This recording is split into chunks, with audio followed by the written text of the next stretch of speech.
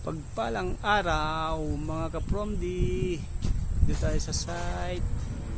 Saan tayo nakapagawa na tayo ng terrace. Ayan. Ayan ang terrace natin, oh. So akit tayo sa taas. Ayan. Ito ang terrace.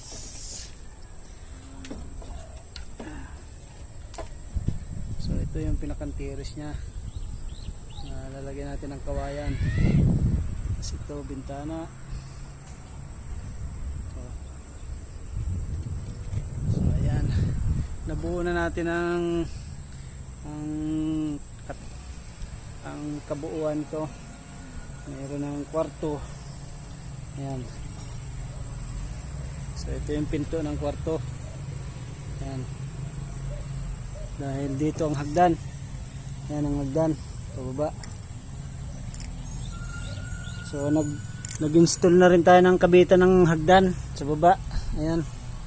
Para mapatigas na natin nang may salpak na natin yung hagdan. So ayan. Wala pa lang tayong kabitan ng yero sa taas. Ayan, yung 2x2 na pahalang pag ganun. Kaya ano, hindi pa natin na-install eh. So ito yung pinakang kwarto sa taas. Ito yung pinto.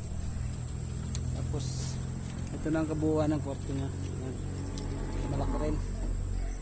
Ayan. So ayan. Dalawa lang ang bintana dito sa taas. Ito. At saka yung sa harap.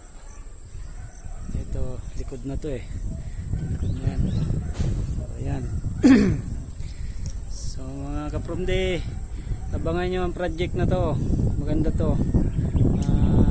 Half concrete, half tamakan. So, tayo lang gumagawa nito kaya ano, mabagal. Hindi natin pa matapos to ng ano, dahil mahirap gumawa.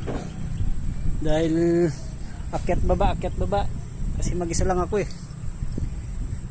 Walang katuwang. Yan. Dito pag nagbubong tayo, mahirapan na naman tayo. Ayan, oh. Bali ang haba ng bubong na ilalagay natin ay 16 yero ang haba para umabot dito sa pinakang terrace. Ayan. So itong kahaba na to, dudugsong pa tayo dito ng 5 feet galing dito para yung bubong na 16 ay magsakto. Ayan. So hindi mababasa dito sa terrace. Ayan. Ito yung terrace, mukhang terrace sa taas. So abangan nyo yung project ko na half concrete, half amakan. Ako lang gumagawa nito kaya mabagal lang trabaho natin. Pakyaw araw to eh, pakyaw araw. So sa mga sa mga viewers, pa-like and share naman. Pa-subscribe na rin. Salamat.